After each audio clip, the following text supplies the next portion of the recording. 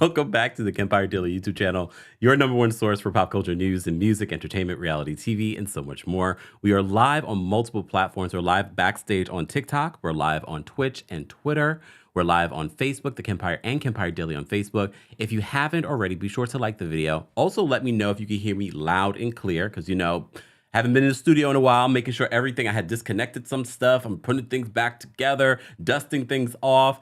And yes, Christmas will be gone officially next week. Give me time. I have to take all this stuff down throughout the entire house too, but also not just here in the studio. Shout out to the person that disliked the video. It means you're watching. Thanks. New year. New year. Happy New Year, guys. I hope you are having, if you're here and you're watching, you're at least alive and hopefully healthy, mind, body, all of that. And if not, let this be your reminder to make that physical appointment. Just saying, getting your physical alone can really prevent a lot of health problems. So if you've been waiting to get a physical, to get the mammogram, to do what you need to do on a yearly basis, let this be the reminder, go do it. It could prevent a lot. It could prevent a lot. All right, hold on, let me turn the fan on because it's already hot in the studio and I got a sweatshirt on. Shout out to our moderators, aka the King's Guard, that are already in the live chat. Shout out to all the members of our channel, Team Kempire, Royal Court members, and our senior royals. If you would like to become a member of the channel, head on over to teamkempire.com/join. All right. Where do we begin? Thirsty Thursdays used to be our Real Housewives of Salt Lake City recap. However, the season was such a big that we turned into Thirsty Thursdays, which I prefer because it gives us an opportunity to talk about so many different reality shows that we just do not get an opportunity to talk about in a separate live. I would be here all day live, just doing a show on live on every single show. So on Thirsty Thursdays, we normally just cover Below Deck Adventure. I think we talk about Below Deck on Tuesday, Below Deck Adventure on Tuesdays, but we talk about Below Deck, we talk about Love Without Borders, we talk about Real Housewives of Salt Lake City. So I'm caught up on all of that. As you probably saw from the thumbnail, I want to talk about White Lotus. It's not a reality show because, you know, normally Thirsty Thursdays is just reality TV talk and reality TV news that we talk about. But because I've been away and we didn't have our Tuesday takeover, which we have on Tuesdays at 12:30 p.m. Eastern, I want to talk about 90 Day Fiancé. I want to talk about White Lotus that I watched while I was away. Oh, it was good. So good.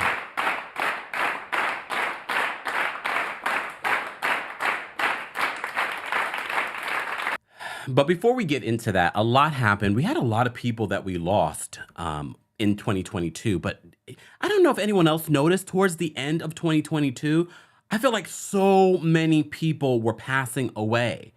All right, let's first talk about Anita Pointer from the Pointer Sisters. She passed away. My goodness, may she rest in peace. And shout out to all of their friends, family, and fans of the Pointer Sisters. I think she was only like 70-something years old, 74 years old. My goodness. And then, of course, TV icon Barbara Walters also passed away. She was 95 years old. And I have to say, I don't talk a lot about Barbara Walters enough and her influence on what I do. I know a lot of you like to compare me to Wendy Williams, but people like Wendy Williams, people like Oprah Winfrey were influenced by people like Barbara Walters, especially when it comes to interviewing people. When they were, shout out to The View. The View has been doing a great job remembering Barbara Walters. She created The View. I remember when she created The View. I was watching The View from season 1. But before that, I used to watch Barbara Walters interviews. I used to watch 2020. All of that. So her influence on all of us, people that interview celebrities, people that cover pop culture news, is present. The influence cannot be denied. So rest in peace to Barbara Walters. Thank you for what you offered to media, what you offered to women in media, what you offered to people like me in media. Cannot deny it. I just realized when I was looking at some of her old interviews, I'm like, these interviewers, they do not even cracked the surface of what Barbara Walters used to ask and do in her interviews. But beyond interviewing celebrities, like political figures, asking questions that these news outlets are too scared to ask now. She was asking those questions. And then she had the gall to create The View and have women talk about politics, to talk about entertainment, and come from different backgrounds. And then the gall to give us Star Jones, Meredith Vieira, Joy Behar, Whoopi Goldberg, and everyone after them. So her influence in so many different areas, you know, Wendy Williams used to give credit to Barbara Walters. Like, I stole the title Hot Topics. I stole that title. At least she admitted it, but she made it better. Just saying. She made it her own. So rest in peace to Anita Pointer. Rest in peace to Barbara Walters. And rest in peace to anyone that you may have lost in 2022. You know what we always say when there is loss, when we are covering stories of death, it's a reminder to the living to live more fully. Happy New Year. Take care of your health. That was probably the biggest thing. And I talked about this on the podcast and I talked about this here. One of the biggest things, no matter if you have all the money in the world, no matter if you are the most famous person in the world, if you do not have your health, it doesn't matter. It doesn't matter. Oh, normally we start off with some good news, but like I said, to me, I don't take death as bad news. Yes, it's sad. However, it's a reminder for us. I got things to do. World domination. So we're going to get into some of our shows that I want to cover. We're going to start, you know, what do I want to start with? Let me see. Look. And guys, if you missed it, I posted a video just before this live about Jen Shah and new allegations that are being cited in her sentencing from the Southern District of New York. We'll talk more about that in just a second. All right. Okay. Let me just save this. Oh, yes. And I forgot about this. Thank you, Randa, for the reminder. And Pele, you know, the famous soccer player. You know, while I was during Thanksgiving holiday, I was Googling and schmoogling just, you know, soccer players because I was watching all these soccer players at the World Cup. And I said, oh, let me Google, you know, some of the richest soccer players in the world. And Pele came up. You know, I'm not a soccer fan or football fan. Okay, I'm in America, guys, so bear with me. Yeah, so I remember seeing his name, and then all of a sudden this story came out that he was very, very sick, and then he passed away. Rest in peace to him. Lord. All right. Okay, where do I want to begin? Let me begin with this hot mess that was literally just announced by MTV. You and MTV, y'all get on my last nerve with this one. I don't know if you guys haven't seen it, but there's a new show coming out, MTV. It's called The Real Friends of WeHo.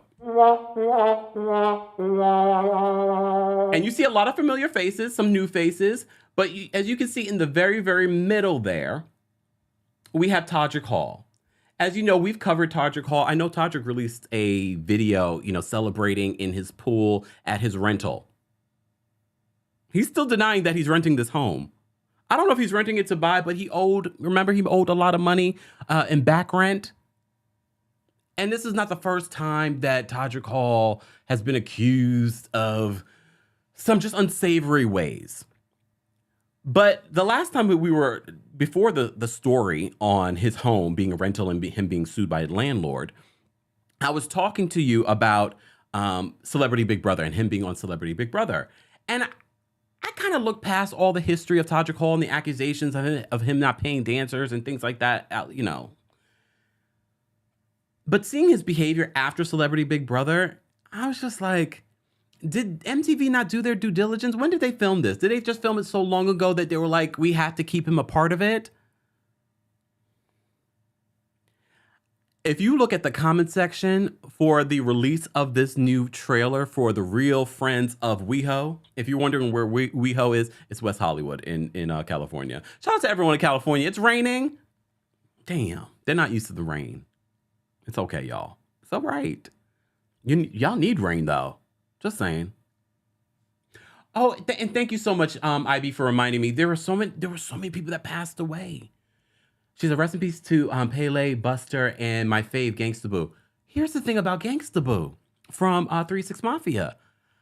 I just never know who's following me on these social media platforms because thankfully, it's a blessing that you have so many people that follow you. You just don't know who's following. I didn't know that Gangsta Boo was following me on Twitter. Well, she sadly passed away, and that's the only reason why I knew because people were tagging her name, and then I went to her profile and I was just like, oh wait a minute, she follows me. And you never know why people are following me. Sometimes people follow me for pop culture news or they're Real Housewives fans. You never know. Naturally Pace says, please, wait, hold on. Pray for us all in California, please. We will. We definitely will. Oh my goodness. So we had a lot of people that passed away. But the real friends of WeHo. Look, elephant brain's working. So the real friends of WeHo, I will probably watch because it's my job. But I will probably only watch one episode just to see how it is. There are a bunch of different people that are a part of this. Some people that you know, some people that you don't know, some people that you might end up liking and knowing. Look, representation matters. When I was growing up, we didn't have a lot of representation when it comes to being Black or being gay and Black. And I think a lot of people are saying, I probably would have been really into this show if it wasn't for Todrick Hall. But Todrick Hall aside, just based off of the trailer of The Real Friends of WeHo, it doesn't look good. It doesn't look interesting. It didn't grab my attention. But look, we like to watch a train crash, right?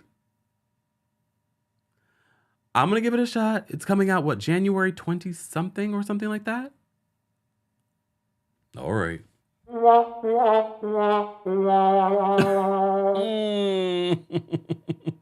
Oh, Blink says you should relax instead. Oh, right. I should take that time to relax. That's what I should do instead of watching that. We'll see. We'll see. All right.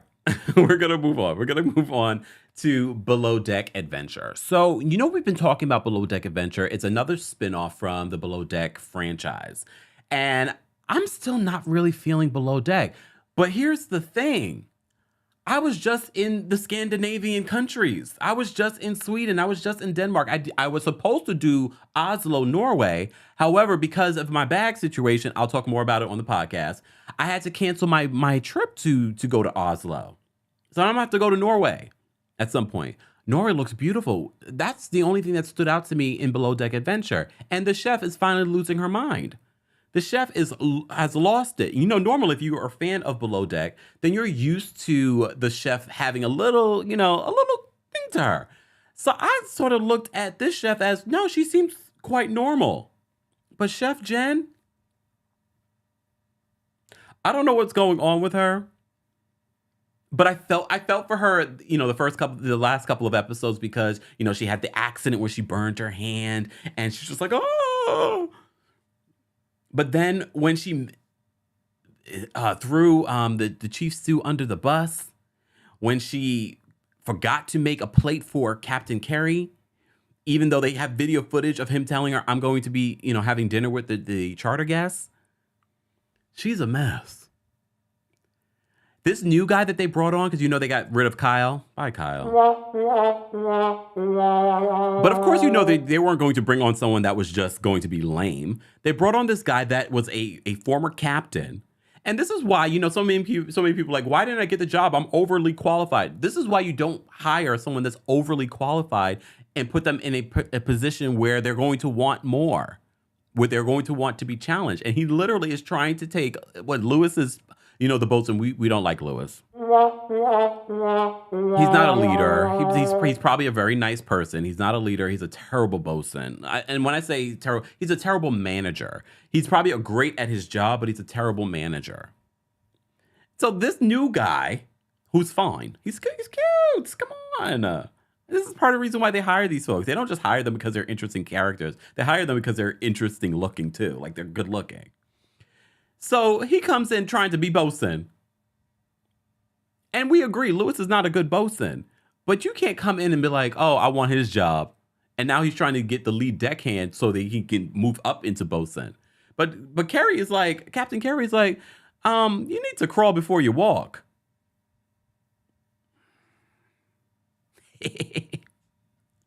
So Below Deck Adventure, I'm not hating it, but I'm not loving it either. And I think it's because of the cast. I love the backdrop of Norway. I love seeing, like, I'm not this adventurous though. Like, I would try something if I'm with someone that wants to try something, but I'm not going to, I do my solo trips. On my solo trips, I'm not trying to go skydiving and going across lands of water. No, it's beautiful though. Norway is beautiful. Norway, next time I'm gonna see you. I wish I could have. I could have extended my trip, but I was like, nah, I need to get home. I need to get home. I had a great time though in Denmark and in Sweden. And I had a really great time talking to people. That is the most important thing that I got out from my trip, is really understanding people's perspectives on the culture, on the food, on political views, and also their views of Americans. I have to say, every time I said that from New York City, people's eyes just would widen. I want to go to New York. I love New York. I have the best city in the world. Just saying. Anyways. Guys, if you're just joining us, this is our Thirsty Thursdays. We're live on TikTok. We're live on Twitch, Twitter. We're live on Facebook, The Kempire and Kempire Daily on Facebook. Be sure to follow us there because you just never know what you're missing out on. I was live on TikTok last night for our Kempire After Dark combo. We're also, of course, live on the Kempire Daily YouTube channel. Be sure to subscribe. We're almost at 227,000 subscribers here on YouTube. We also are almost at 300,000 followers on TikTok. So be sure to follow me on TikTok at TheKempire and follow me on Twitter at TheKempire, because there are certain shows and certain thoughts that I'm having and I'm talking about them on Twitter. So be sure to follow me there if you haven't already. All right. So we'll move on from Below Deck Adventure to Below Deck, which I love. Oh, Below Deck, yay. I love it. I still love it. And I want to apologize. The last time that we did our Thirsty Thursdays, we were supposed to talk about Below Deck and we forgot. It wasn't because it wasn't interesting. I just wanted to wait. And then all of a sudden we had so much to cover and talk about that I forgot. And that was when Captain Lee had decided to leave because, he was having physical. Shout out to Captain Lee for following me. I don't know why. I don't know. Captain Lee, you watch? I don't know if he even runs his own social media. It doesn't matter. So Captain Lee, who we love on Below Deck, had to leave because, he's a stand-up guy. He's working hard. He's going to come back. He's going to come back. Fingers crossed. But I've never watched Below Deck Med. It's on my to-do list, y'all. Because I love Below Deck. So I wasn't completely familiar with Captain Sandy. And Captain Sandy is that kind of captain. You guys have told me this. She's the kind of captain that gets in there and she's in the kitchen. She's on the deck. She's doing those things with folks. I love a lesbian. Oh, goodness. Yeah. So Captain Sandy comes in and she's already getting involved in what's going on. She's in the kitchen, sweeping up. She's mopping. She's doing things. But the big problem this season, we've been saying it, is Camille. And at first I wasn't sure. I felt like Alyssa was, because Alyssa's not the chief stew. Yes, she's, up there. She's senior over this deck stew, Camille. I just felt like, okay, Frasier, maybe you need to give more instruction to Camille. But come to see, Camille doesn't like instruction from anyone. Camille just wants to be flirting with what's his face and not doing her job. But I get it. She's probably a little confused. And Captain Sandy was trying to be a little bit sympathetic to her. Like, well, you know what? We need to come up with a schedule because she doesn't know where she's coming and going. But at one point, she's like, oh, I'm busy doing something. And she goes to Captain Sandy and she's like, oh, nothing's really happening, blah, blah, blah. Captain Sandy, well, we'll take a break then. And then when she's needed, she tries to throw Captain Sandy over the walkie-talkie that everyone can hear. And Captain Sandy's like, don't throw me under the bus. Camille is a mess, but she's great for our business.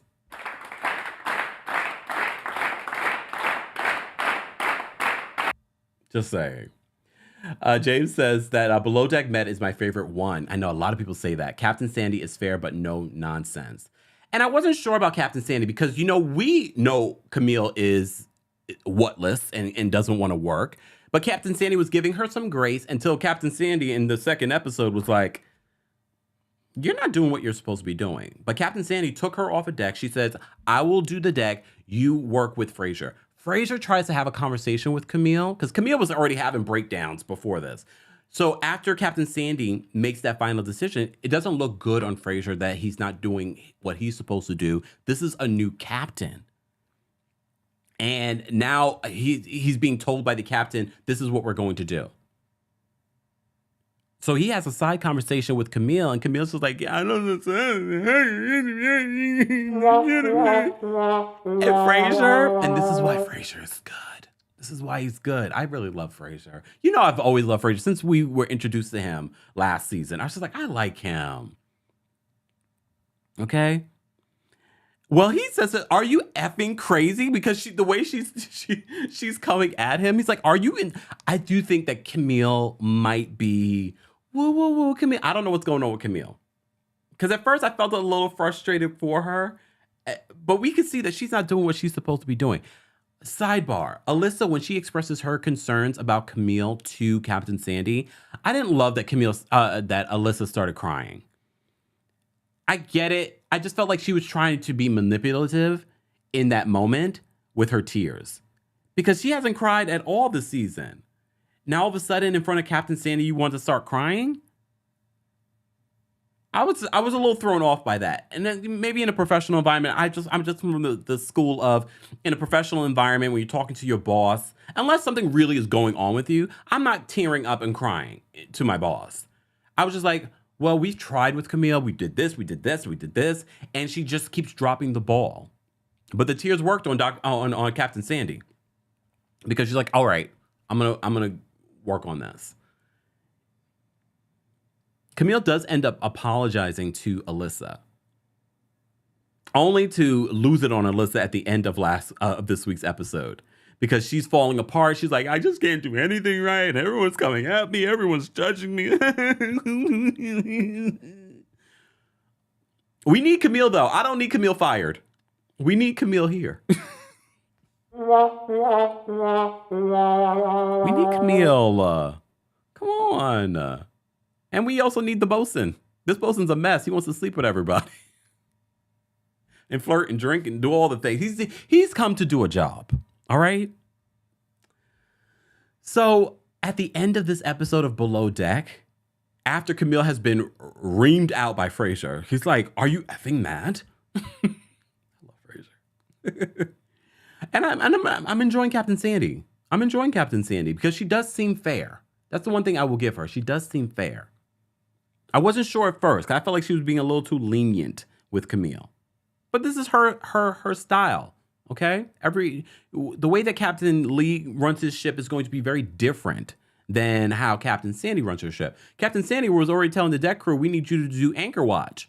And I was wondering, like, what happens with anchor watch? We've seen on certain seasons where there is an anchor watch and then certain seasons where there is not. Apparently on this particular ship, they had other, people that we don't see that's not on the show that are also working on this ship. They were doing the anchor watch. But Captain Sandy's like, nope, I need you all to know how to do this and why this is important. So she's having the poor deck crew's like, damn, we got to do anchor watch now? Oh, thank you, Jane. I couldn't remember what exactly he said. He says, are you mental? Frasier says to Camille, yes. Yeah, Ryan says that Bosun Ross is kind of a creep when he drinks. Kind of a creep? He had to apologize to the ladies because of his behavior after he was drinking. He's a freak. Well, he's a freak. Catherine, thank you so much for the super chat. Catherine says, Happy New Year, Kempire. I love you, darling. I know you're going to have a great year. Thank you, Catherine. And I wish the same for you and everyone that's watching as well. Thank you so much for the support. All right. And guys, don't forget, you can also support by liking the video, sharing the video, and telling your friends and family about what we do here. Let's grow the community to 1 million strong here on TikTok and on YouTube. All right. Big Empress Energy. Love that. Thank you for the super chat. She says, "Hey Kempire, rest in peace to all those who transition. During Capricorn season, we see a lot of deaths. It's ruled by the Saturn, the Lord of Time and Karma." I love how you guys really, because you know I'm into this stuff. Wow, I didn't think about that. Damn. Thank you, Big Empress Energy. Love that. Okay. Guys, if you haven't, guys, we already have almost 800 people here for our Thirsty Thursdays. We're talking about Below Deck, but I'm going to move on from Below Deck. I'm going to move on from Below Deck. Where do I want to go? Let's talk about, hold on. Let me see, because let's talk about White Lotus.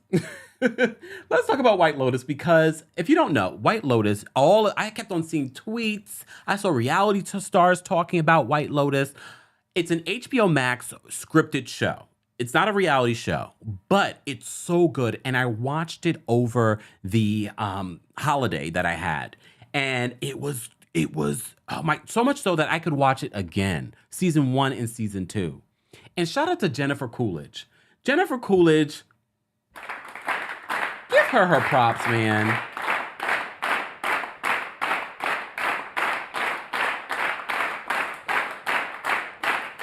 Jennifer Coolidge, you probably know her face, you know her voice. She's been in so many movies as a side character. Finally, in White Lotus, she really is sort of like the star, and she's in season 1 and season 2. If you do not want spoilers, I suggest you leave. Okay? And then come back. But, okay, White Lotus season 1. Can I just briefly share my thoughts on this? I'm not doing a full recap just because it's a lot, and I don't want to give you guys any spoilers. But it was so good, and it was only like 6 or 7 episodes, but they're hour-long episodes. Season 1, they are in Hawaii, all right, and all of these people they don't know each other. They all come together during this season. And someone dies at the end of the season. Okay? Someone dies at the end of every season. Wait. Oh. I'm not going to tell you who dies. I'm not going to tell you who dies in season 1 or in season 2. I was mad, though, in season 2. I was like, damn. But a lot was left open. Do we know when season 3 is coming? Because I cannot wait. Okay? But season 1, oh my goodness. All of these, first, this is a good-looking cast. This is a good-looking cast, okay? But there's a lot that happens, and like I said, I don't want to spoil anything for you guys, but damn. Look, damn. Like, what can I say without, I'm just going to have to just speak. Again, if you mind spoilers, just fast forward, pause, and then come back to it or something. Okay. All right. I know you guys are mad too. Yeah. Someone always dies. Season 1 and season 2. All right. And there are a couple of very familiar faces. I'm trying to think of anyone in here that I didn't see before. There are a couple people I haven't seen before. But Jennifer Coolidge, rich woman, she comes in season 1. Her mom dies. She wants to spread the ashes, and she's as quirky as she has always been in every other role she has played, but it never gets old to me. It never gets old to me, Jennifer Coolidge and her quirkiness. Okay? I wish I knew the names. I can't think of the names right now, y'all, because already I'm dealing with how many different shows that we're talking about today. But the manager of the hotel, gay guy. We've seen him. He's been on HBO before. A lot of the people that are on this show have a relationship with HBO. They've been on other HBO shows.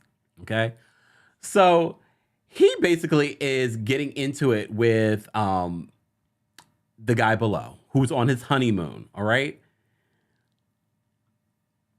and they have a constant back and forth because this guy, he's the hotel manager, and he was supposed to. He double booked this particular room. And the guy that's on his honeymoon is like, I believe we were supposed to have this particular suite. He's like, I don't think so, sir. Even though he did double book. He's not a great manager. He's not a great manager. And apparently he had, an addiction issue. Well, here comes these young girls that are traveling with this family with pills and all kinds of stuff. And all of a sudden he gets his hands on it. And now he's pill popping and drinking. Okay. Can you guys remind me where the father is from? The father on the bottom far right. What is he from? He's been in so many different things. Yes, Angelique says that first season has Connie Britton. Yeah. She's been on a bunch of stuff. I don't feel like her character, I mean her character was a little bit of a, she said a lot of things. She was like, white men are being attacked in America right now. I was like, oh Lord. Oh Lord, here we go. But she's leaning in. This is her character that she's playing. That family altogether were a mess. Okay. And the young lady from oh my gosh. Oh damn it. It's on the tip of my tongue. It's on the tip of my tongue. She's right next to her daddy at the bottom right. What's the name of that damn show? That really dark show on HBO. I can't think of it. It's all right. It's all right. Ryan says that I like how there's a them for each White Lotus season. Season 1 was money, wealth. Season 2 was sex. What's the name of that show? I can't think of it. It's such a dark show. What's her name's in it? Zendaya's in it. You guys will let me know. Euphoria. I knew it started with the E. Thank you, y'all. Woo. Euphoria. Thank you. Well, her character, at first I was sort of like, I was a little confused with her character because I was like, does she just want what her friend has, or does she want her friend? I got lesbian vibes. I was like, does she have a crush on the friend? But come to find out, she just wanted to sleep with the friend. I mean, sleep with the friend's, whatever the friend had. That Hawaiian guy that the friend was hooking up with, and then later pretty much ruined his life. Damn. She ruined his life. Why am I laughing? I'm sorry, because it's not real. But she ruined his life, then told the man, go steal those bracelets. You know, they stole your land. She meant well. Look, she meant well, but she ruined his life. She was throwing up a lot. Was she pregnant? We never got to the bottom of why she was throwing up. Was she just throwing up from the stress of him getting in trouble? Or was she pregnant? I thought she was pregnant. Remember, they've been sleeping with each other for the last week. He's hot, though. Look, I don't even know what sound effect to play for that boy. That's really upsetting to. Okay, we'll get to Real Housewives of Salt Lake City in just a second. If you're just joining us, this is our Thirsty Thursdays. I'm talking about HBO Max's The White Lotus Season 1. Let's talk about White Lotus Season 2. Because just when you couldn't get any better, it does. It does. And I don't have a picture of the manager. Or do I? Hold on. Let me see. Yeah, there goes the manager. The manager is in the far top right. She was hilarious from jump, and she was in the closet lesbian. The hotel managers of the White Lotus, now they're in Italy. Okay, in season 2 they are in Italy. It was just as good as season 1. I know people like to compare, like, oh no, this one was better than that one. You have a right to your opinion. I feel like season 1 was good in its own right, and I feel like season 2 was good in its own right of the White Lotus. So apparently the White Lotus is a chain hotel, because now they're staying at the White Lotus in Italy. Woo, child. All right. So in season 2, there's a lot that happens. Jennifer Coolidge is still there. Come to find out, Jennifer is being wooed by this gay man. You know, like he's like, you're fabulous. After the man that she met in season 1, that man she met at the White Lotus in season 1, she ends up marrying him. He's in season 2, but he's like, I gotta go. I'll meet you back. Her assistant's traveling with her, and he tells her to get rid of the assistant. But she's like, okay, I'll tell her to go. But she's like, no, stay close. Come to find out, it seems as if her husband was trying to kill her.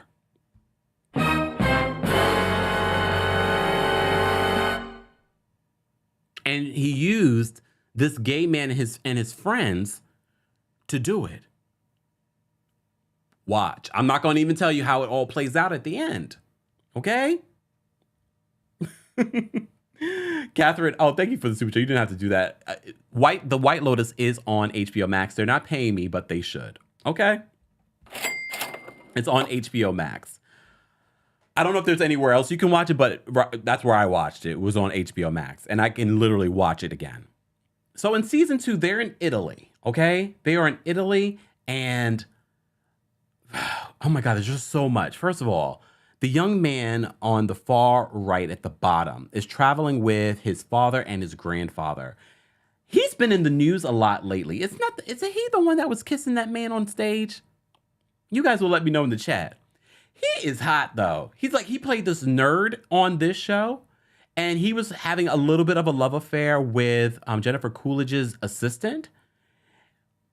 And then she gets wooed by the gay group of friends. They're traveling with his quote nephew, but it's not really his nephew. I think he's a high-priced prostitute. There's a lot of prostitutes in season 2. Because then we have the young ladies at the top who are, well, what's a friend of prostitute or just a friend of the prostitute? She's really an aspiring singer, okay? And then she woos the lesbian hotel manager.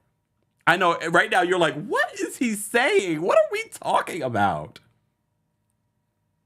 Okay. Shireen, okay, all right. Shireen says, no seeming Kempire. He did plot. The gay guy has been obsessed with him and would do anything for him. Remember the scene, Cowboy. Okay, all right. I'm trying not to give too much away. That's why I'm saying seem, okay? I'm trying to, for those that haven't watched it yet, if you haven't watched The White Lotus yet, because it all plays out towards the end. Yes, Blake says, is that Christopher from The Sopranos? It is. It was nice to see him. From The Sopranos on this. He plays the father who cheated on his wife and literally booked a prostitute while he's in Italy. All of a sudden, he wants the wife to take him back. But the prostitute, I was rooting for her. I thought maybe she really did like this poor young man, but she didn't bamboozled him and stole money from him too at the end. Oh, damn. Did I give up too much? Sorry. I told you spoilers. All right.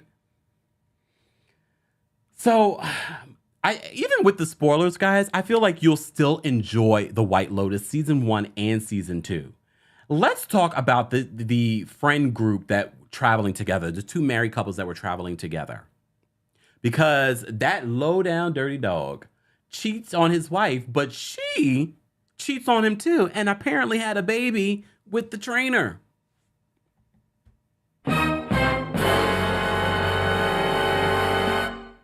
Here's the thing though. You know, we see the Asian guy and his wife. Here's the thing with him though, that the thing with her, I would not to say that she deserved to get cheated on, but I wouldn't blame him if he had cheated on her. She was miserable from jump. She was so miserable from the beginning. I was like, what's your endearing character? I'm still waiting to see why he would stay with her, or what he saw in her, or why he would want to sleep with her. Because she was just so miserable from the very beginning. Even with him, she was very miserable. Well, the wife of the friend basically convinces his wife to go with her to this other part of Italy, and she decides at the last minute, she already knew she wanted to spend the night at this particular piazza, and that's when the guys decide, all right, the ladies our wives are not going to be here. We're going to party. We're going to have a good time. They meet up with the prostitutes that have been floating around the hotel because Chris from The Sopranos basically says, I can't, y'all, my son is here. You know, feel free to enjoy the hotel, blah, blah, blah, blah. So they're running around the hotel and meeting and getting new clients. So they meet up with these married men, have a good time. And at one point, not the Asian guy, but the white guy. I can't remember the names, y'all. It's okay. Y'all be strong. Okay. He ends up sleeping with the prostitute. The other girl tries to kiss the other guy, but he's like, no, I don't want to do it. But then his wife comes back and finds a condom in their hotel room. And she's like, did you cheat on me? And he says, no, I didn't. First of all, he didn't fess up for a while. Then he finally says, no, he cheated.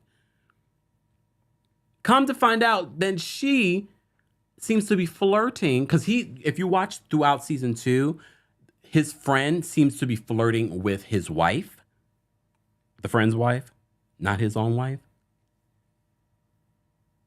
I know it sounds like a lot. It's a lot. I'm trying to look. I'm trying. You know what, Justin?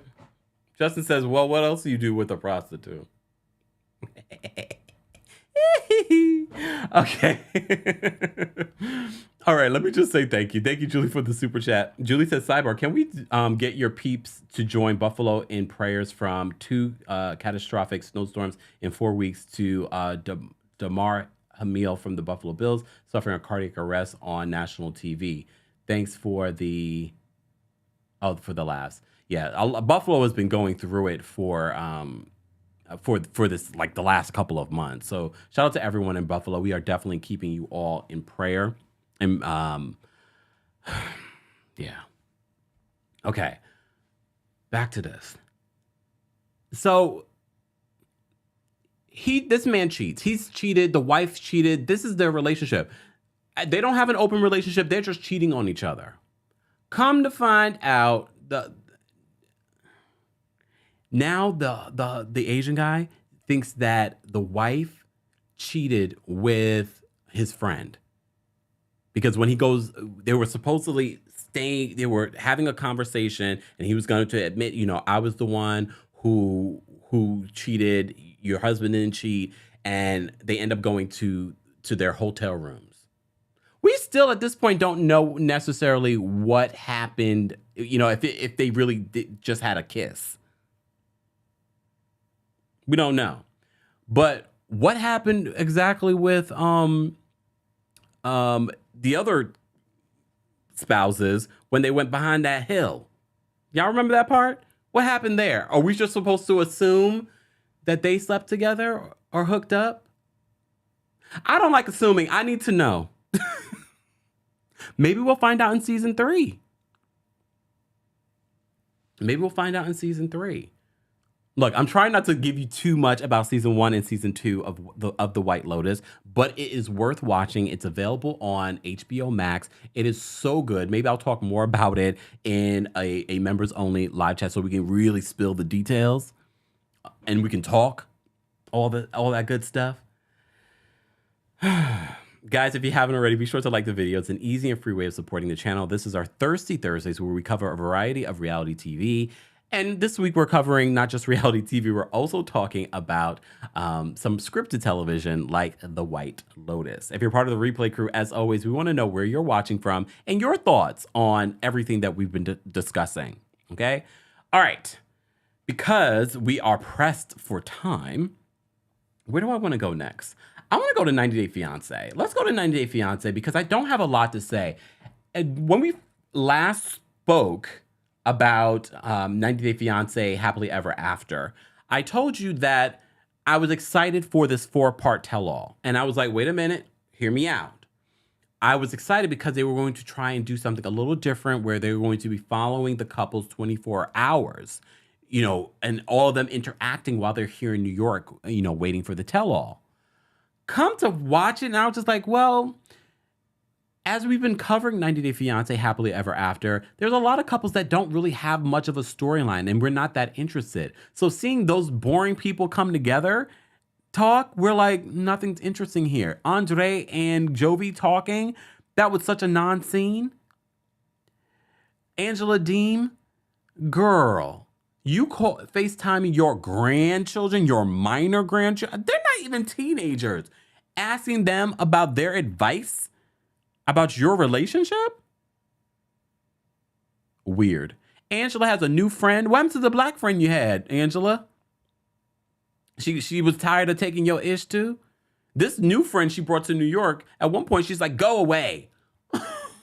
There is no way in hell I could ever have a friend like Angela. I could never. The last we heard, Angela had received information and audio of Michael cheating on her. Here's the thing. Michael on that audio, he can't even act on audio. That's how bad this situation is. And here's the thing. Angela, when she first came on the show, she actually had a storyline. She was actually interesting. But her behavior has become so outlandish. Her behavior has become so scripted because she's trying to stay on this show. I don't know what Angela does for money otherwise, but apparently she makes a lot of money from, the cameos and all the sponsored post stuff from being on this show. And of course the producers like her because she's so outlandish and people are like, oh my God. So we see them all preparing, leading up to this tell-all and traveling to New York for this tell-all. We see Shida and Bilal in their relationship. Apparently, they have been trying to have a baby. But now, we're not sure if she even wants to have a baby with him anymore. We find out that Kimberly and Usman have broken up. However, they're still friends. She might want a friends with benefits situation. Okay, girl. Big Ed kicked out Liz on the street. She was couch hopping, couch surfing. Really? Big Ed, he's like, I don't know if I'm ready for a relationship. Big Ed, at your big age, if you don't get out our face, I don't even know why they're even on this show. They're not even 90 Day Fiancé people. They're Americans with a failing relationship that's not going to work. But it's not going to work because it's not a real relationship. They're both just doing this for television. Liz, I thought you were a partner in a restaurant. So Big Ed kicks her out. Here's the thing. Okay, let's take it at face value. I won't dig deep and believe that their relationship is fake. I'll pretend that it's real. Even if it was real, Big Ed, I can understand you're like, you know what? Us living together, it doesn't seem to be working. If you truly love this person, if you really want this relationship to work, then why wouldn't you at least allow her some time to find a place before kicking her out on the street and then having one of your friends pack up her things?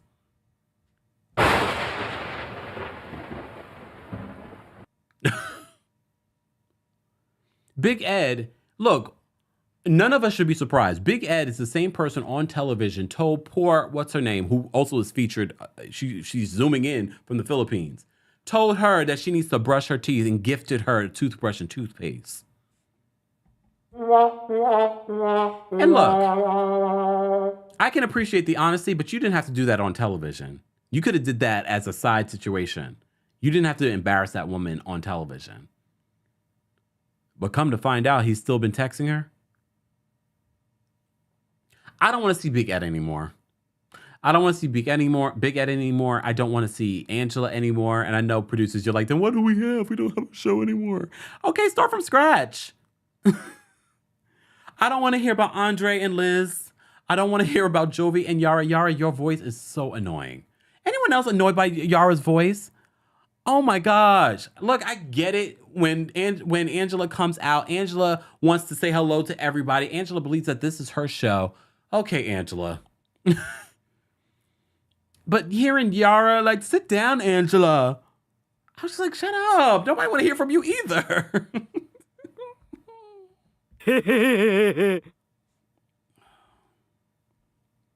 See, this is the problem I have with you, Sean Robinson, the host. You shouldn't allow Angela to come out there and go around the room and then get into people's faces. You're supposed to be the moderator. Look, guys, if you haven't already, be sure to like the video. This is our Thirsty Thursdays. Don't forget to subscribe to the Kempire Radio YouTube channel for a visual version of our podcast. Our last podcast of 2022 was with Grace Report, and we had a really great conversation about love in Paris, her career, things like that. So be sure to check that out, Kempire Radio, on your favorite podcast platform. And don't forget to rate and review because it does matter. All right. Since we're talking about Paris, wait, was there anything else that I wanted to say about 90 Day Fiancé? Not really, because I was really excited for this new idea of what they were doing, and I don't feel like it landed for me. Anyone else? Did you find this reunion part one? It's going to be 4 parts, y'all. 4 parts. At the end of this one, we have Angela flipping out on Usman. Okay, let's talk about that. You're probably thinking, what's her beef with Usman? Well, if you watch Discovery Plus's, they're not paying me, but they should. Discovery Plus had a show called 90 Day Bears All, and they were on there. They played the clip of them on there, and they were going back and forth. But that was a couple of years ago. So you still have beef with him, or you just want to have beef with him? Sidebar. Who do you think wins in a fight, Angela or Kimberly? Hear me out. Kimberly, don't forget the story. Kimberly says she was in the military. She knows how to kill a person with her bare hands.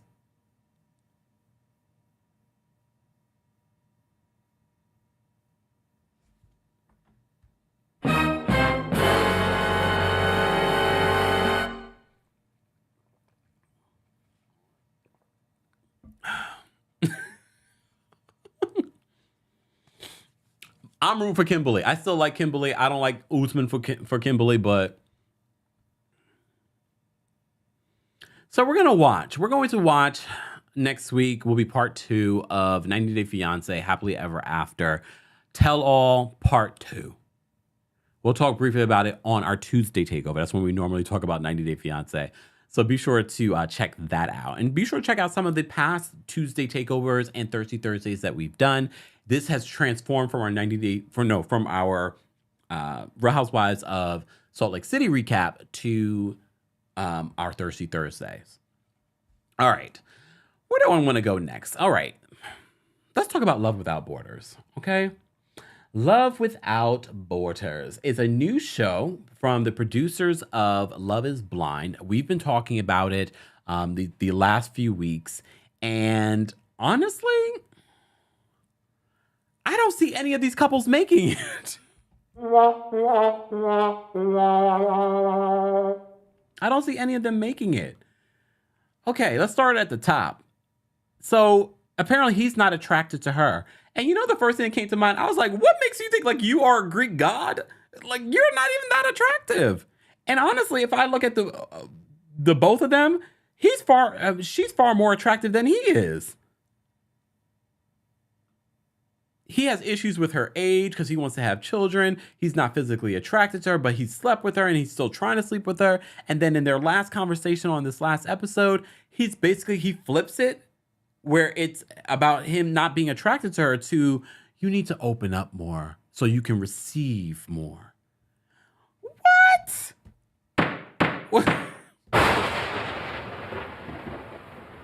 What? And anyone else catch that? I was like, wait a minute. Did you just say you weren't attracted to me? Now it's about me being closed off? And poor thing was crying, not the gaslighting of the situation. And I actually liked him at first, but I did tell you guys, if you've been watching me talk about Love Without Borders on Bravo, I've been telling you, I feel as if they did a little too much too soon. You know what I'm saying? Like they were already in bed with each other and he's half naked. I felt like it was a little too much too soon. And I'm not a prude. I just was like, you don't know this man at all. Here's the thing, producers of Love Without Borders, why didn't you guys include the process on how you selected these people? I think that would have helped people. And I get it, you're limited on the amount of episodes that you receive. But I really would have been interested in seeing how you decided to bring these folks together. Okay? Okay, the couple on the far top right, okay? So they're in Ghana. I've been weighing if I should go to Ghana or South Africa. You guys will let me know in the chat. I've been talking about it on Twitter. So this couple, I mean, I think they have potential. I just don't know if they're going to make it. This week he gets to meet her twin sister. I don't know if they're going to make it. I could see the possibility, but based off of what we see coming up, she likes to go out partying and he's like, I don't really want to do all of that. But I thought they both matched each other's energy on partying and things like that. It wouldn't work for me. Like, I'm not one that likes to be out partying and whatnot. All right? But you always are reminded why certain people are on these shows and why they are having a hard time finding a relationship. Like, what's her name? Gurleen. Gurleen, you know, the Indian woman that goes to Dubai to be with this Indian guy. I'm rooting for him. I'm not rooting for her. She needs therapy. There's a reason why you're still single, Gurleen. There's a reason why. I'm not saying he's perfect, but you have showed so many issues, internal issues. Now she's found another reason why she doesn't like him. Oh, he's saying that women have rights. And we know Dubai has problem when it comes to women's rights, when it comes to the LGBT community. We know that they have issues. He's saying that, oh no, they don't. I mean, he lives there. I'm sure on paper, there's a lot of stuff on paper here in America that you'd be like, really? But he's saying that, women are treated fairly in Dubai. That is debatable. That is definitely debatable. However, she's always finding an issue with this man. Last week, it was like, oh, him defending her. I don't need you to defend me. And da-da. There's always something with Gurleen. Run. Look, run. They're not going to make it. She needs heavy therapy. She needs something. I don't know what she needs. She needs therapy. She needs to get over whatever she's gotten over before she can get into a relationship. She's just trying to make this relationship have some sort of issue, and I don't think that there's a real issue. Just saying. Thank you, Julie, for the super chat. Julie says that Sean needs to be replaced also. No control. I don't know. I think she's told by the producers to do that. Julie says that this better be Angela's last season. Just trash, in my opinion. That's what I was hoping for Andre and Libby, and here we are. Andre and Libby again this season. Guys, let's get to 500 likes. Liking the video is an easy and free way of supporting not just my channel, but other channels that talk about similar topics. Be sure to check out some of the videos that we've already posted the last couple of days since I've been back, including a recap of Love and Marriage Huntsville and an update on the TJ Holmes and Amy Robach story as well. And this morning we had some Jennifer Shah news. So let's talk about Jennifer Shah. Oh, Jennifer Shah. Oh, Jen. Okay, where do I begin with the Jennifer Shah situation? So, Jen Shah is sentenced tomorrow. She's facing between 10 and 14 years in prison. She, in her court documents that was sent to the judge, included character statements. Coordinator Shah talked about, what she's been through, what they've been through together, all of that, all kinds of statements, and all of you are like, okay, Jen.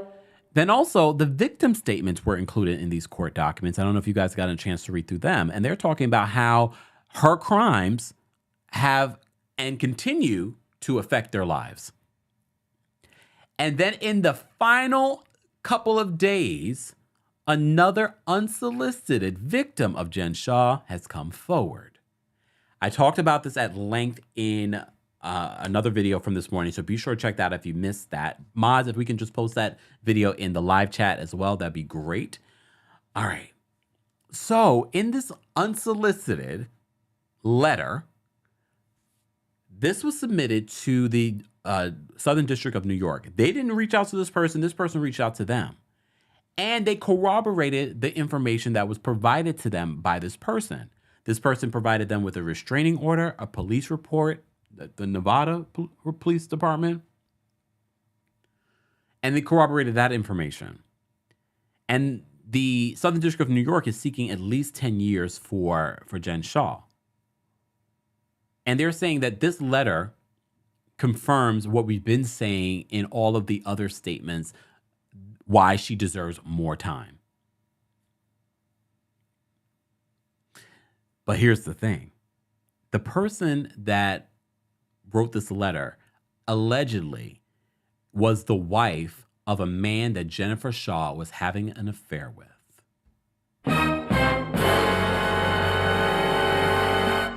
She apparently, in this restraining order, says that she discovered that they were having an affair and she sent screenshots of this affair to Coordinator Shah.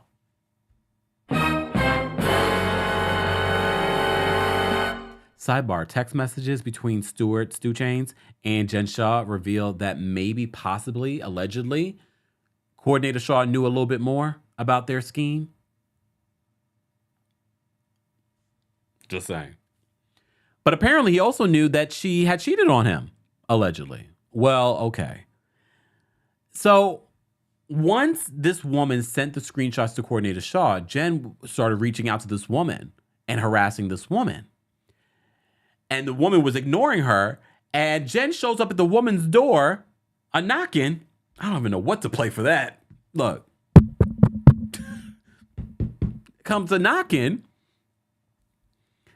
at 2:30 a.m. She crossed state lines. This woman lives in Nevada. Jen lives in Utah. She crossed state lines to harass this woman at 2:30 a.m. in the morning.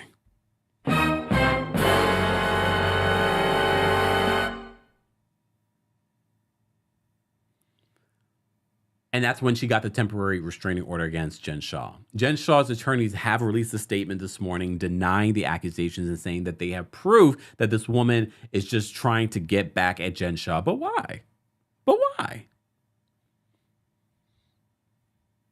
And then there's the whole conversation. If Coordinator Shah saw this information, why would he still be standing beside Jen Shah? Who knows? Who knows? Let me take a sip.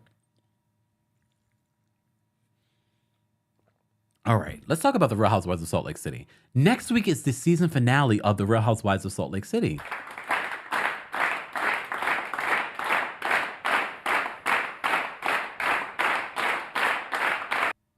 I'm glad. That means we only got 14 episodes this season in comparison to the 30 episodes that we got last week. Just saying. So, exactly what I was thinking, Gene. Gene says Coach Shah had his coleslaw too. Maybe, possibly. So let's talk about this episode.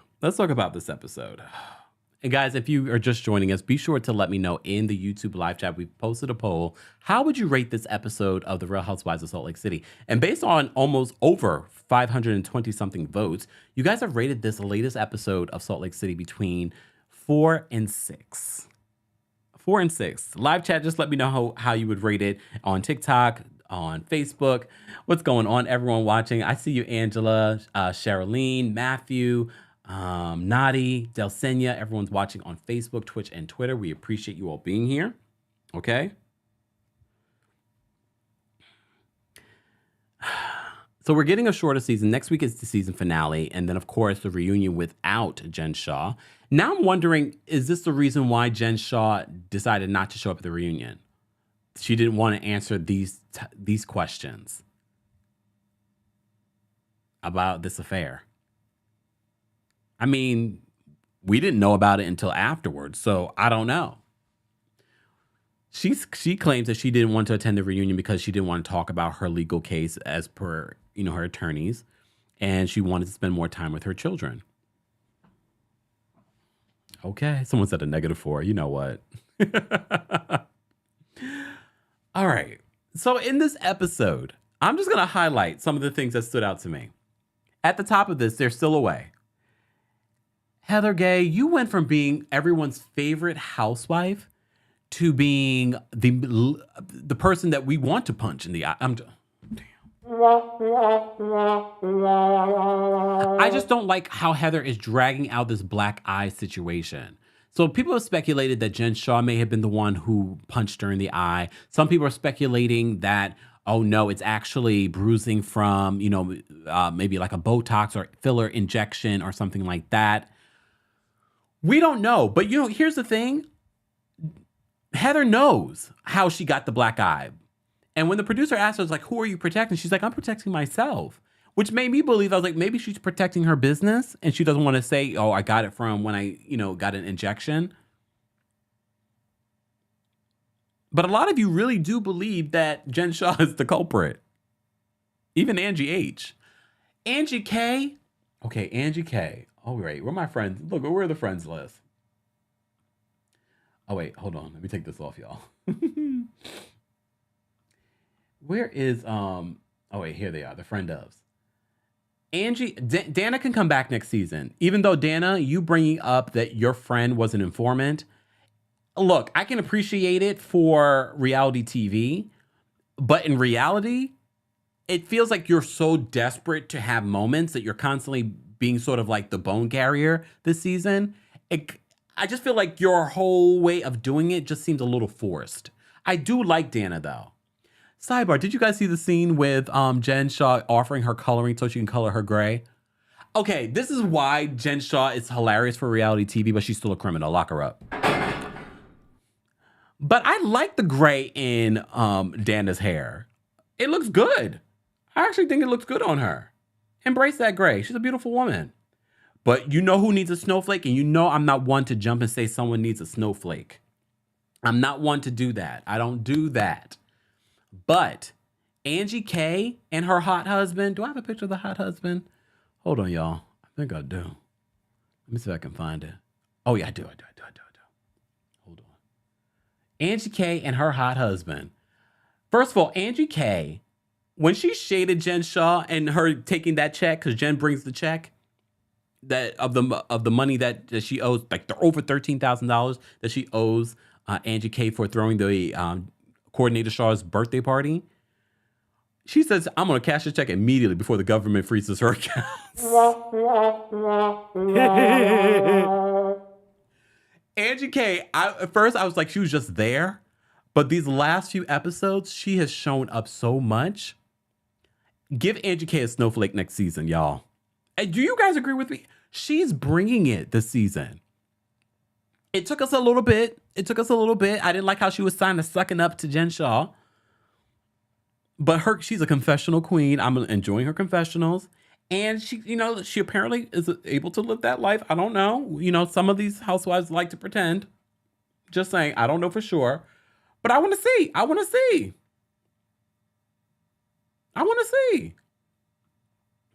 Look, Libra says, hot. I don't think so, guys. Look, everyone is that someone I would necessarily date? No, but I can appreciate when someone is good looking. They're a good looking couple. I think they're a good looking couple. There's quite a few good looking couples on the Real Housewives of Salt Lake City. Apparently that was triggering for a lot of people too when I posted that. No, if you look at the house husbands on Salt Lake City, they're actually a good looking group of guys. All right. I want to see Angie K with a snowflake. Matter of fact, ooh, Heather Dubrow's leftover sushi. Love that name. Angie K is more endearing version of Lisa. There has been a big void to fill after Mary Cosby. Angie K might help. Yeah, I think they need more than Angie K, but upgrade Angie K, bring Dana back. Angie H is too desperate. Angie H trying to act concerned about Heather and her black eye. I was like, and Heather and your black eye, I'm over you too. I'm over it. I don't care at this point. At this point, I feel like whoever gave it to her, she probably learned them.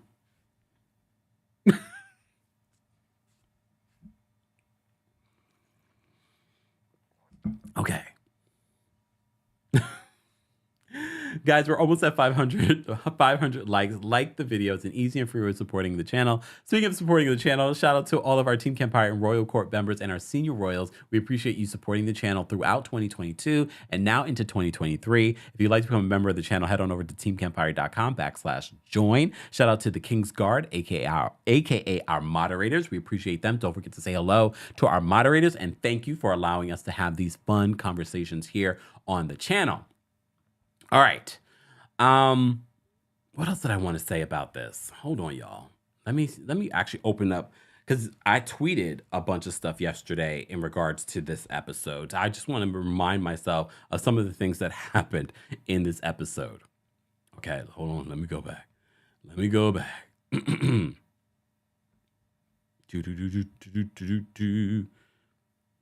I also tweeted about The Woman King. I watched The Woman King on a flight here. It was good. Good. All right. What else did I want to say about? We got shout out to Meredith because every season Meredith has some sort of charitable event. Usually the charitable event is highlighting some of her stuff that she's selling. Okay, like the her jewelry, and then of course Brooks Marks's fashions. Now we have more than one sweatsuit. What did you guys think of Brooks Marks's fashions? We know Jen loved it. She's like, oh, do I Apple Pay you? Where's Jen getting money from? Where is she getting money from? And I know before you all say, well, Coach Shaw makes money, blah, blah, blah. He doesn't make that level of money. I also was wondering, like, where did you guys get $13,000 from? Especially with the legal stuff that you guys are dealing with. $13,000? Okay. All right. Just asking. All right. What else did I say during last night's episode? I'm trying to think of the moments that stood out to me in this episode. Damn. What a bad episode. Because I'm trying to find all the things that stood out to me, and I can't. We got his new collection. We got Angie stepping up. What else was there? Oh, did you guys notice that Lisa Barlow? So Lisa Barlow does attend this charitable event, and Meredith makes fun of her in her confessional for like, oh, even though we're not getting along, but she's going to show up so she can take a picture like this. And she's wearing the Balenciaga. Balenciaga. Of course, this was filmed before the Balenciaga drama. So I just like this outfit is so not going to age well. But there are a lot of people in Balenciaga and in photos and whatnot that's not going to age well. But I can appreciate the point of this fashion show that Meredith is throwing in honor of her nephew who had a mental health crisis during last season. So that's the thing I can appreciate about Meredith is that the last couple of seasons, she's always doing something charitable and giving back. Not a lot of the other housewives are doing stuff like that, so I can appreciate that. There's still beef between Meredith and Lisa because of the SEC finding. I saw Lisa tweeted, I think she tweeted or somewhere she said this, that, people being mad at her for an SEC filing is like people being mad at someone paying their mortgage or something. And I thought the same thing. I was just like, what's the real issue here? So I'd appreciate it if you didn't say that. But I also don't expect Meredith to forgive Lisa automatically. But it does seem like Meredith this season is like a dog with a bone, and she's constantly trying to get something on Lisa Barlow. But Lisa shows up. Lisa's like, Lisa's just, she doesn't have self-awareness, so she will show up, even though she's did this. Yeah. Meredith can go f herself. I'm done with her. Because I'm not a f***ing whore and I don't cheat on my husband. Her and a dumb family that poses. Why don't you own a house? Wait, you can't. Because your husband changes jobs every 5 minutes? Fake Meredith is a piece of I have your back and I'm offended by that. You that piece of garbage whore. I hate her. She's a whore. She's half of New York. She can go f herself. I mean, if I said that about someone's family, I don't know if I could show up to their charity event. I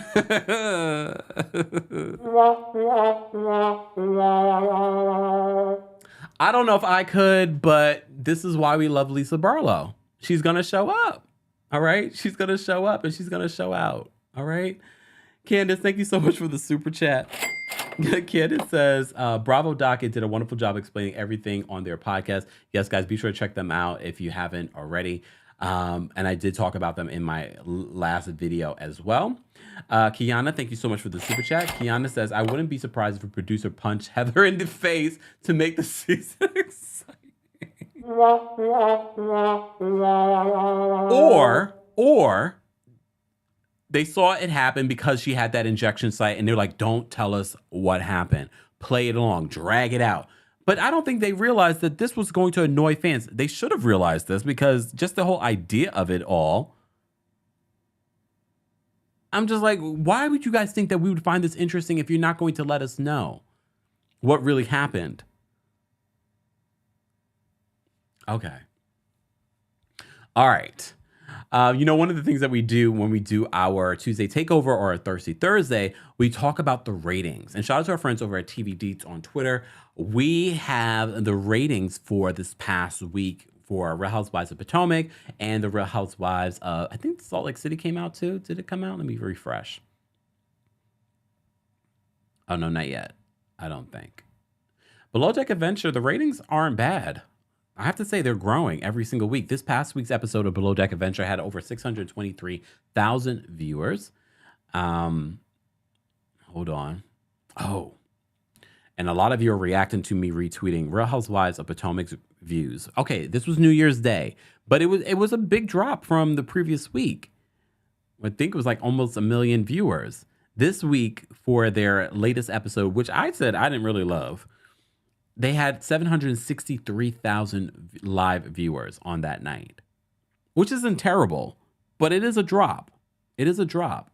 And look, I've said this about New Year's Eve when they were releasing Love and Marriage Huntsville Reunion Part 1 on New Year's Eve. I was like, why would you release it on New Year's Eve? Everybody's going to be out at a party or having party. They're not going to be at their televisions.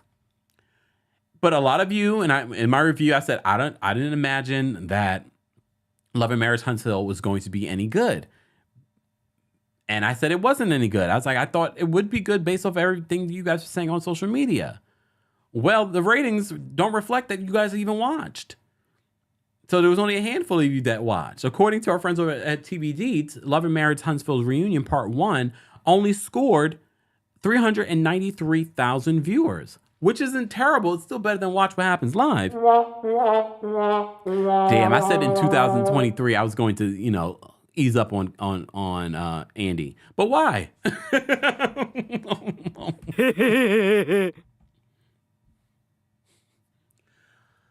393,000 viewers.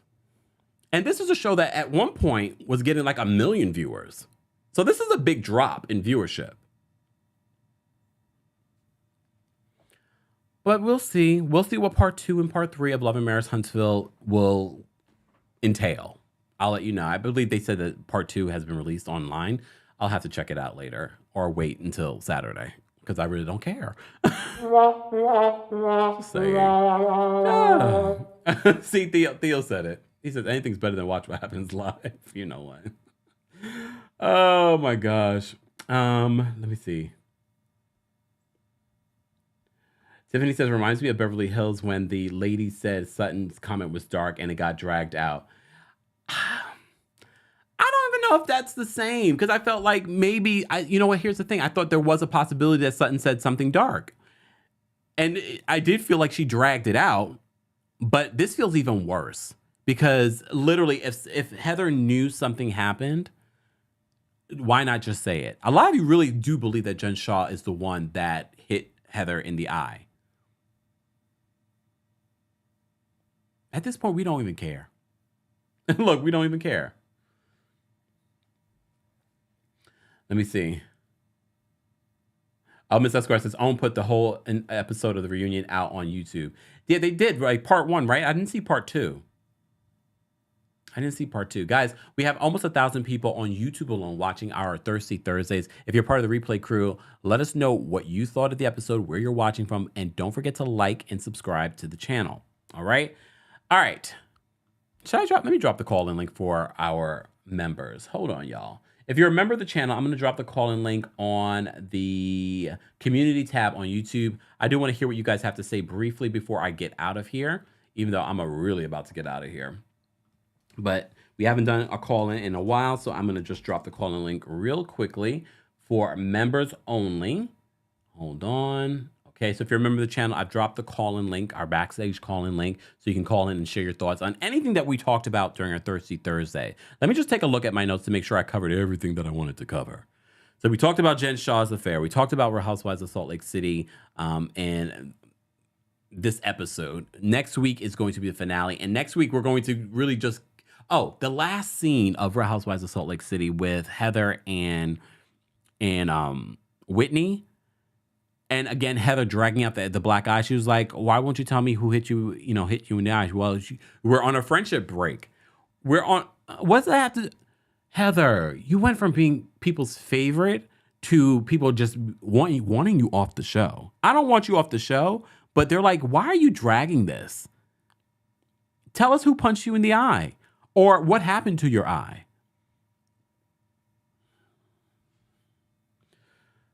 Look. All right, we're going to take a couple of callers and then I'm going to get out of here because more stories to cover, more things to talk about. Be sure to check out everything that you missed, guys, before. And don't forget to subscribe to and follow us on TikTok. Right, TikTok fam? Sister on the Move says, did you eat Kempire? No, I did. I had oatmeal and I had a yogurt, but I'm hungry again. All right. Let's take some callers. Let's take some callers. Hold on, hold on. All right. Hold on. Okay, there we go. Mental Fit Chick, thank you so much for the super chat. She says, "Hey Kempire, I have missed catching lives. Thanks for your sweet sentiment towards Stormy yesterday. Of course, I stand in my truth, guys. Be sure to check out my recap of Love and Marriage Huntsville. I meant what I said about Stormy and the way people were coming at her. So be sure to check that out if you missed it. Let's get into some callers. Kia, thank you so much for the super chat. Kia says, Meredith politely checked the friends of the show. Oh, I forgot about. Thank you, Kia. I couldn't remember everything that I wanted to talk about in regards to Salt Lake City. At one point, Meredith says, but I'm not mad. 5 times as she's talking to Angie K and to Dana, because remember, they're the ones who've been stirring the pot, bringing up some of the things that Meredith said about the FCC filing. And she's like, but I'm not mad. But I'm not mad. I think she's mad. I think she's mad. Maybe a little bit. All right. Okay. All right, Miss Esquire, I'm going to bring you up first. Hold on. Hello, Miss Esquire. Hi, Kempire. How are you? I'm well. How are you? Happy New Year.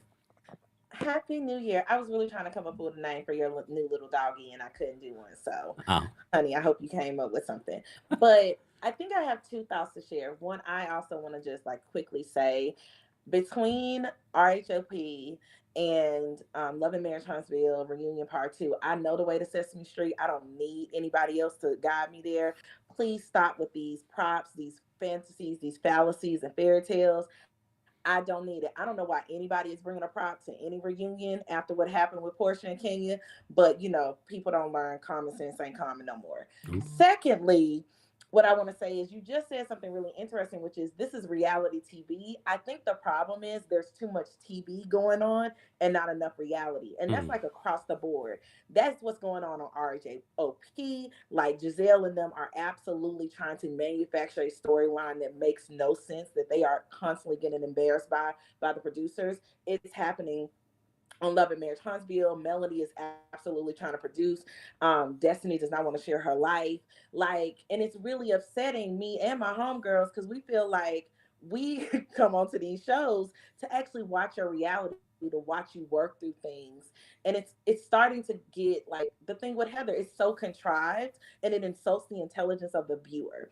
So I just would love to see a little bit more reality and a little less TV. Honestly, I don't want the entertainment if it's going to come at the expense of total authenticity. That's all. Thank you so much. Love y'all. Thank you, mods. Bye. Thanks, Miss Esquire. Oh, wow. I mean, facts. Replay crew, as always, we want to know your thoughts on some of what we're saying in regards to the Housewives of Salt Lake City, the Housewives of Potomac, Love Without Borders, 90 Day Fiancé. Let us know in the comment section. I'm going to bring up Tyler next. What's going on, Tyler? Hey, Kempire, how are you? I'm well. How are you? Happy New Year. I'm well, thanks. Same to you. Okay, so it's 2 things I want to say very quickly. As far as Salt Lake City goes, I just think this should be the last season. I really don't think that there's nowhere that they can go after this. I don't even think adding certain additions or anything. It's just not giving what it needs to give. Another thing, I know we're not talking about Potomac and things today, but I kind of missed that one. So I just want to make this statement. I listened to Carlos King's, podcast. Let me say this. While season 6 of Atlanta and all that was good, it was highly produced and highly.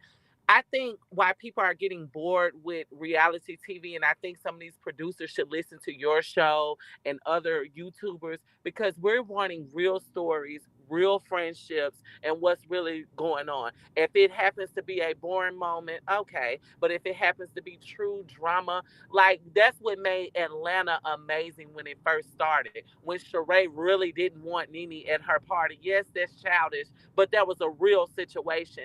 These things that they're manufacturing and stuff is ruining reality TV. And I think that Andy and the rest of them really need to stop hating on YouTubers who bring viewers to their show. Because to be honest, I didn't start watching Potomac until I watched one of your recaps. And I said, hold on, let me go back and look and see about this show. Because I didn't watch it because the first episode was about etiquette and sipping tea. So I didn't like it. But I went back. Seriously, I went back and watched it and Carlos acts like Love and Marriage Huntsville is just the creme de la creme, and it's not, because it's starting to become, they're not moving storyline along. It's starting to be, how long has Melody and Martell been divorced? Like, bring somebody new on here. And Melanie, if he had a baby by that girl, she needs to be on that show. That's how you do a show. Bring her in, and they need to have real conversations, because that's what would happen in real life if it's reality TV. She doesn't have to be a castmate, but we need to see the sit down with her and Martell, like how the Braxtons did when Iyanla came in and pulled all of them together. That was TV gold. So I would love to see that, or else I think it's kind of like some of these shows, we going to go ahead and go on about our business. But that's all I wanted to share. Thank you so much, Tyler, for calling in. All right, you're welcome. Bye. Look, someone else, guys, understand this. I don't have any beef with Carlos. I don't have any beef with Andy Cohen. I'm just being honest with how I feel about the shows. And I know that's not necessarily a good for, getting opportunities to interview the cast. They want me to interview the cast. They want to be on our platform to help promote the show. They're lucky that we even talk about the show, like Real Housewives of Salt Lake City or Love and Marriage Huntsville. Because I tell you, I only do that for you guys at this point. I have no beef with them. I don't know them. I did interview Carlos years ago when on Kempire Radio. But I don't have any beef with them. It's not that deep for me. It's reality TV. It's entertainment. I don't have beef. I don't have beef with anybody. Just saying. All right. Gabrielle is backstage. We're going to bring her up. What's going on, Gabriella? Bonsoir. Happy New Year to everybody. You too. And I say I'm sick. I'm in bed. I'm in my bed, but I do my King's Soldier mode's duty. And I say about the black eye of Eva. Remember what she said to Whitney about the Jen Shah breast. Maybe attack her to make her that black eye. Her breast attacked. And I want to know when it happened, because we don't see. We did see them running around drunk during not last week's episode, the previous episode. They were running around, then they were rubbing up their breasts against the windows and stuff. I just have a question to everybody. Is possible the Jen Shah breasts are so tough to make a black eye to anybody? It's a question very candid. I'm sorry, but this is gaslighting with Eva. Gaslighting class 101, because we don't know. And I say Happy New Year to everybody, love to everybody, and it's a full moon of Cancer tomorrow night. Yes. Make your manifestation to everybody. Love, love, love, love. Thanks, Gabriella. Take care. Love. Bye. Yeah, it is it was a full moon tomorrow? January 6th, of all days. I don't know if that's going to be a good thing for Jen Shah, though. I wonder how many years do you think that Jen Shah will get? The state wants her to get 10 at least. She wants to get 3. We shall see. We'll report on when we get the final details about Jen Shah and her sentencing tomorrow. Stay tuned. All right, Ebony's backstage. We're going to bring her up next. What's going on, Ebony? Happy New Year. Happy New Year's, Kempire, and everybody in the chat. You too. I hope you had a wonderful New Year's. Okay, so quick thing. I used to be a big fan of Love and Marriage Huntsville, because I was like, great, we got families building businesses. Awesome. Let's see what they do. But ever since they started the whole cheating scandals and dogging each other out, I have stopped watching it. It's getting kind of old now. I would love to watch a family that is going through something, but what are you doing to fix that? Help the families that's really going out here in the real world, if that makes sense. It's getting old. Tired of the fighting, the bickering, the back and forth. Like, do something different. As far as Real Housewives of Salt Lake City, I was a big fan of Heather, but not anymore. Yeah. And I'm surprised that Bravo doesn't have a hot mic moment, because they always like those hot mic moments. And I feel like if something happened, they would have put it out there. Yeah. We wouldn't have to be going through her to figure anything out. Yeah. I love, is it Dana? I love Dana. She's very beautiful with that hairstyle. I really love her. And I love that she called, Jen out. Somebody needed to. This is a public platform. This is actually going on her life. Why aren't we talking about it? Yeah. Well, Whitney says the reason why she doesn't want to talk about it, and then they played the clips the amount of times that Jen has flipped out on Whitney. I can understand Whitney not bringing it up. Yeah, but I mean, if you don't want to talk about it, don't be on the show. Get off the show then. Ooh. You are a public platform.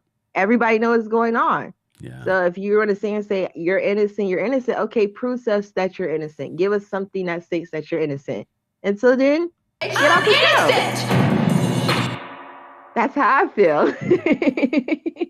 I mean, we're going to see her trial. We're going to be reading the documents about it, so she might as well start talking.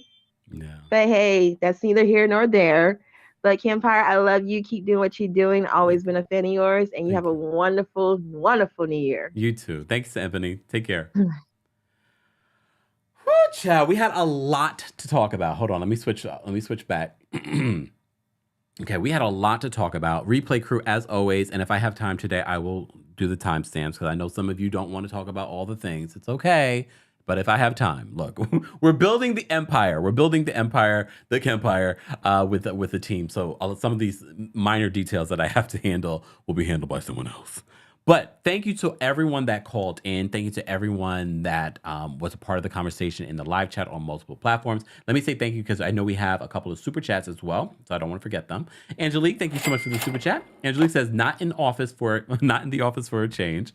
Had a rough month, but cleansing my Cali apartment, and have you all to take that break for something light. Happy New Year to you and the mods. Thank you, Angelique, and sending you positive vibes for the new year. The mental fit chick, thank you so much for another super chat. She says, that's why we watch you, the unfiltered, respectful truth. Yeah, I just try to be honest, and I think that's, I think I told you guys this before. I've had conversations with networks before. And I've come to find out that those conversations, which have ended, were to influence my reviews. Some of these platforms are willing to give you something, be it interviews, be it money, whatever it may be, so that you can give them a favorable review. They're not going to ask you to do that, but they know what they're doing. And very much like these housewives that are trying to buy blogs and media outlets, and these companies do it as well.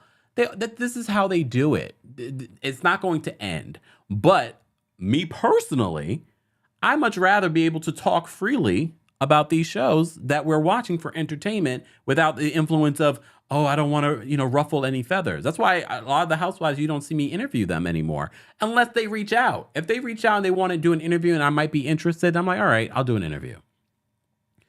But even now, in 2023, I don't know if I'm going to do any of those unless it's a really good one. And hopefully they're not even on a show currently. But other than that, no. I want to be able to review and talk about a show freely. Okay? Just saying. Amy's backstage. Let me bring up Amy. She'll be our last caller. No one else call in. Amy, what's going on? Hey, Kempire. Amy Robach, is that you? No, I'm playing. Don't play. Don't play. Hey, Amy. What's going on? I'm good. I missed most of the recap, but I did want to speak about the Love and Marriage reunion. Tisha, that whole Muppet thing was stupid. Oh my God, I couldn't. It was cringeworthy watching her do that. And then Melanie, I don't know what she wants from the host, not the host, but from the what is the family's name with Kimmy, the Scotts. Oh. I don't know what she wants from them, seeing as though she doesn't like anyone. So I'm unsure what she wants to do with that relationship other than like manipulate it. I was confused about that. But I will say some things that set with me through that reunion.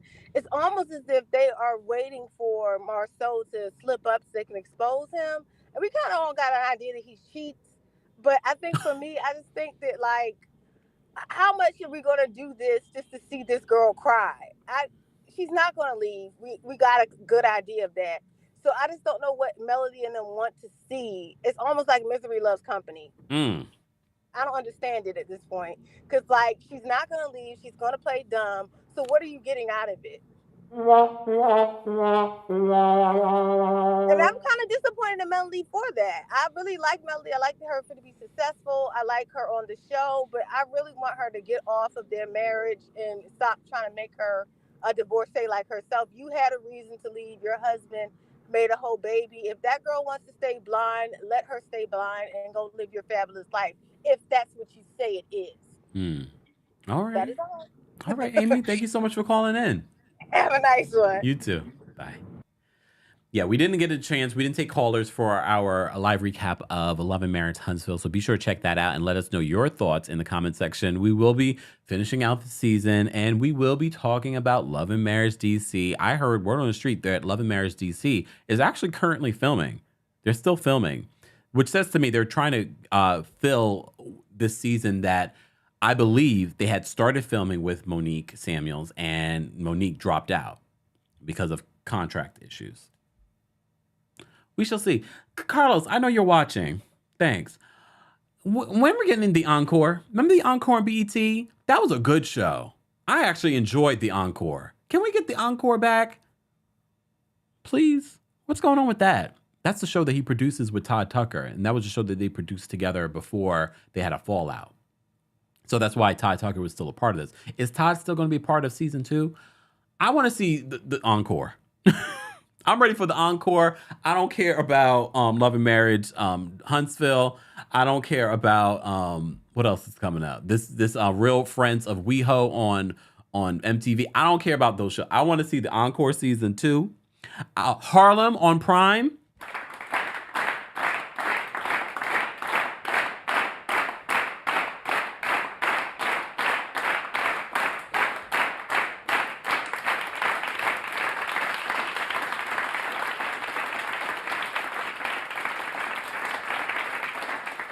Harlem on Prime is coming back. Hold on. I just want to make sure I have the date.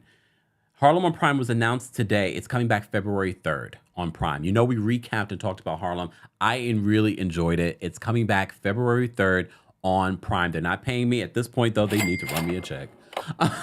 So Harlem on Prime will be coming next month. We got quite a few new shows coming back, including the Real Housewives of New Jersey is coming back in February as well. I'm excited for February. We'll be doing our little watch party on TikTok as well, so be sure to follow me there at TheKempire. Follow me on Twitter because I'm talking about shows that I don't talk about anywhere else as well, and random thoughts at TheKempire on that platform as well. And be sure to follow our other handles as well, at Kempire Daily, at Kempire Radio. Subscribe to the Kempire Radio podcast, and don't forget to rate and review. Let's get to 500, at least 500 reviews on Apple Podcasts and on Spotify. Guys, thank you all for being here. Thank you all for the super chats. Oh, wait, we had one more super chat. Hold on. I didn't forget.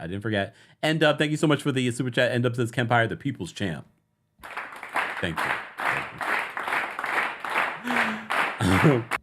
All right, y'all. Thank you to the King's Guard, AKA our moderators. We could not do this without our moderators. Thank you all for being here. Have a great rest of your Thursday. I will see you all in the next video. I have another video I need to work on. And of course, we'll have an update tomorrow on the final determination of Jen Shah's sentencing. Be sure to check out the video that we posted this morning about another person that came out that is exposing Jen Shah's affair. Check out that video. Thank you all for being here. Have a great rest of your Thursday. And Happy New Year, most of all. Happy New Year. Let's get out of here, y'all.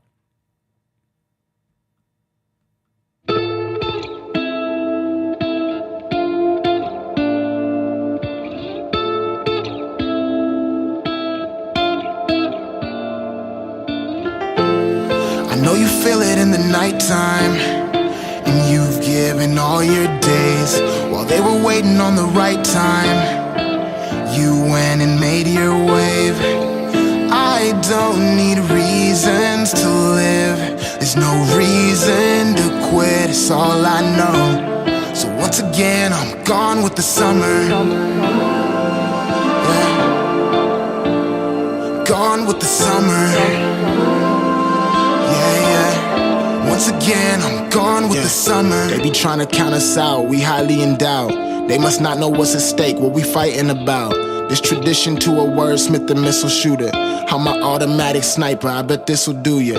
I give reason and ether to all the line soldiers. I'm undefeated, my region remains on my shoulders. I've cried nights, that's only because of highlights. I find life in knowing I'm playing mine right.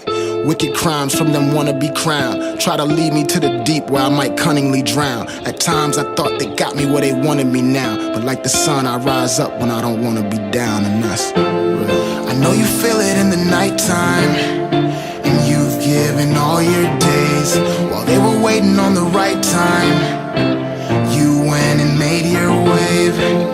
I don't need reasons to live.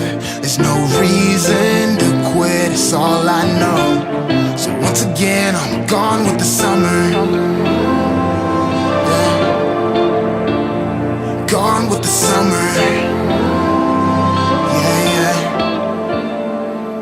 They ain't never been eye to eye with Satan in the broad daylight. Gone left while they all sway right. A true maverick, unbothered by what y'all made right. A naysayer slayer, I'm filleting all daylight. Yeah, we in that upside down, I manage not to sink. They keep our eyes wide shut, I manage not to blink. Another decade or maybe they not faking. Maybe it's more to it, maybe we got taken advantage of. Either way, the damage is done. The bottom feeders get to eat all them glamorous crumbs. Where all them seekers of truth, the speakers of the youth. We come and go with the summers, keep believing in you. I know you feel it in the nighttime, and you've given all your days while they were waiting on the right time.